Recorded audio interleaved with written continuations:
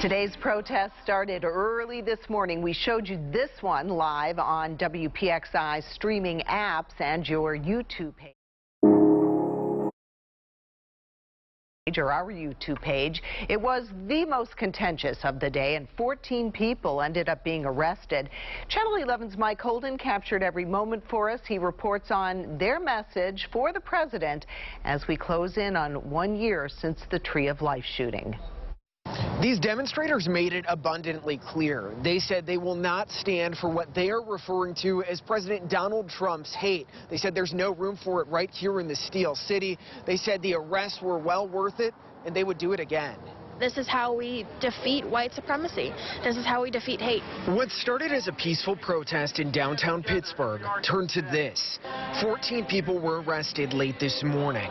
One by one, Channel 11 was there as they were cuffed and put into this police van. Police in riot gear warned anyone blocking the street that if they did not leave, they would be arrested and charged.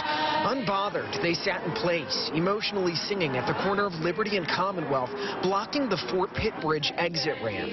Protesters said this was all part of their master plan, organizing the effort ahead of time, knowing arrests would likely happen.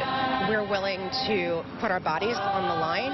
We're willing to say that given what's been going on with hate speech and rhetoric that has only increased over the past year since the shooting took place here in Pittsburgh, that we are not willing to stand idly by and do nothing. Several of the protesters were part of Bend the Arc and allies of the Jewish community.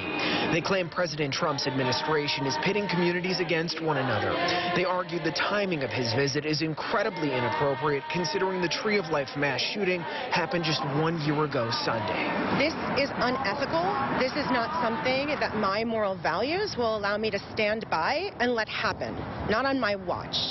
I do not want my children to be raised in a world where I didn't say no. Reporting in downtown tonight, Mike Holden, Channel 11 News. All right, Mike, thank you. Now to breaking developments on the impeachment inquiry. House